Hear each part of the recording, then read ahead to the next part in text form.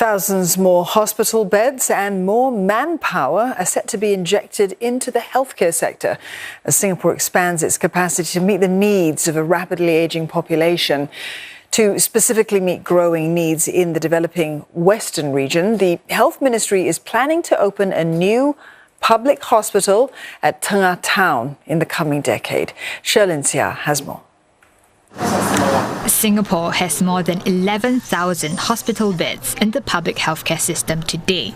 The Health Ministry hopes to add some 4,000 more over the next 6 years. It's thanks to the new Woodlands Health Campus that's progressively ramping up services, for instance, as well as other hospitals expanding or redeveloping their offerings.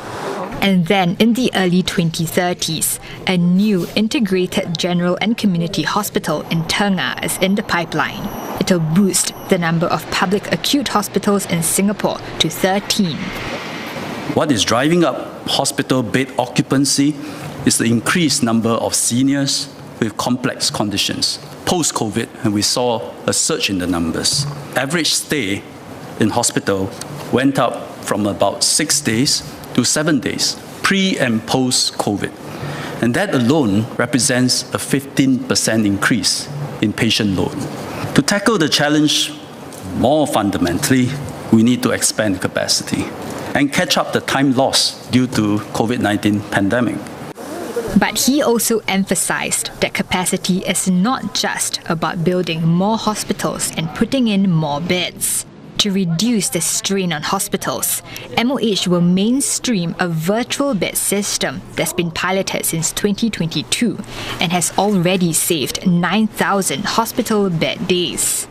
Under the Mobile Inpatient Care at Home program, eligible patients get cared for at home instead of in a hospital ward. We have multidisciplinary teams comprising of doctors, nurses, physiotherapists, and other allied health workers. Also, we have pharmacists also involved directly in the care of these patients. We have remote clinical monitoring devices that actually seamlessly transmit the patient's vital parameters to us, so that actually we can monitor these patients 24/7. MOH will triple these virtual bed spaces to 300 this year. It'll be covered by national healthcare subsidies, MediShield Life and MediSave. MOH will also produce more doctors to meet demand.